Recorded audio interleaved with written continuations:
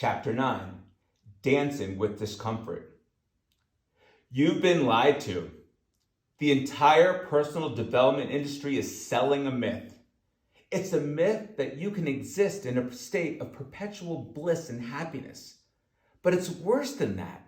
This myth also implies that if you're not experiencing joy and bliss, there's something wrong with you and you need to be fixed.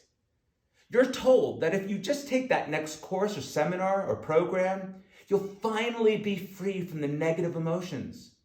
My clients have tried everything: breakthrough weekend retreats, medicinal plants, silent retreats, change in diets, cold showers, mindfulness workshops, gratitude journals, and hundreds of other practices.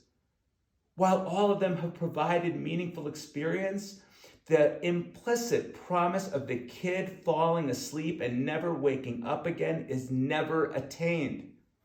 Let's be honest. It's not just the personal development industry that's pushing this lie.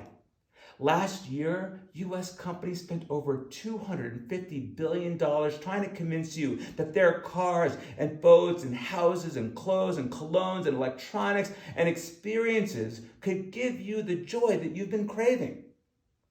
Why do the personal development and advertising industries do this? Because you and I and everyone else desperately want to believe the lie. The problem's inside of us, and we're trying to fix it with stuff outside of us. What's more insidious than false promises are the false expectations that this sets up for us. We expect at some point in our life we will have it all together. We hope that we will live a more satisfying and joyful life because we joined that weekend retreat. We expect that we will now be perpetually satisfied because we purchased that new car, or dream home with the view, or married that dream spouse. And what happens when those hopes and expectations end up being false? Do we blame the seminars and the gurus and material possessions? No, we blame and criticize ourselves. What's wrong with me? The number one question clients ask me is this: what's wrong with me?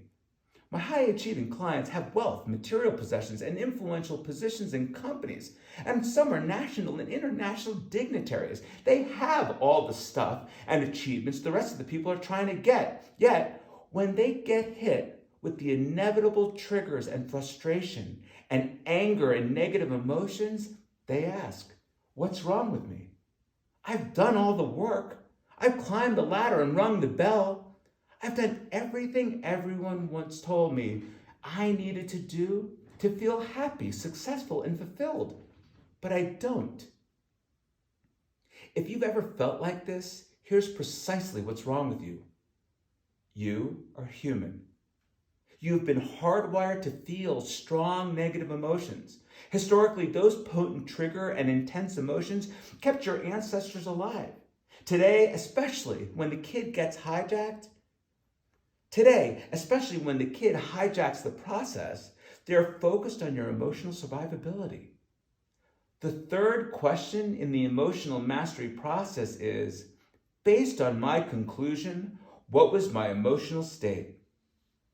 What do we do when the answer is bad, angry, frustrated, betrayed, like a failure?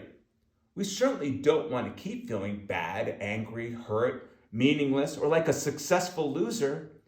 But before we get to that answer, let me share some common uncomfortable emotional patterns I've seen occur time and again with my clients. Suffering. A common pattern I